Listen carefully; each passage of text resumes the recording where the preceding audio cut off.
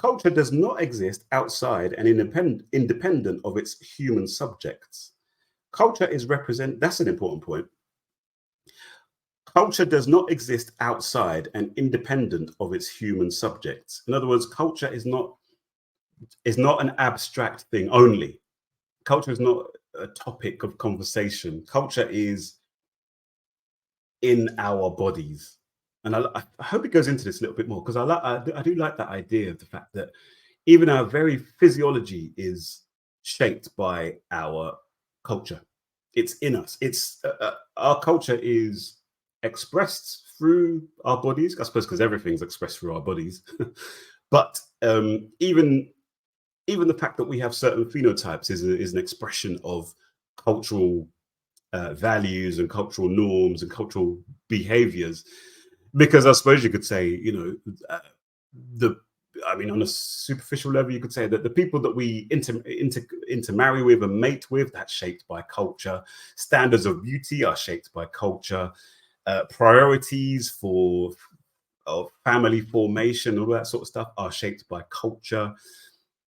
So you could talk about that term assortative mating, whereby mating, when you have a strong culture, mating is not just something that just happens sporadically and randomly, like it unfortunately does for too many of our people in this day and age, but actually mating is very carefully constrained and directed by the culture of a people. And our physiology is the result of said culture, our hair, and all that sort of stuff.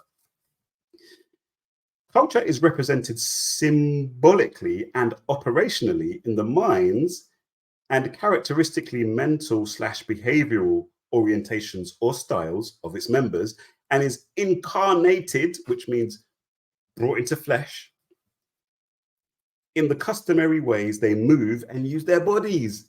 Yes, exactly.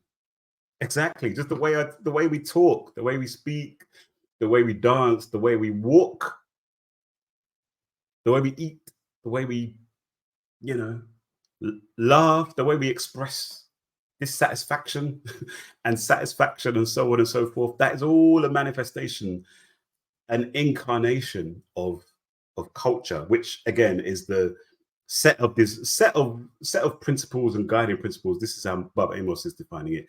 It's a set of guiding principles of how to live life, and all the expectations about how we live life, and all of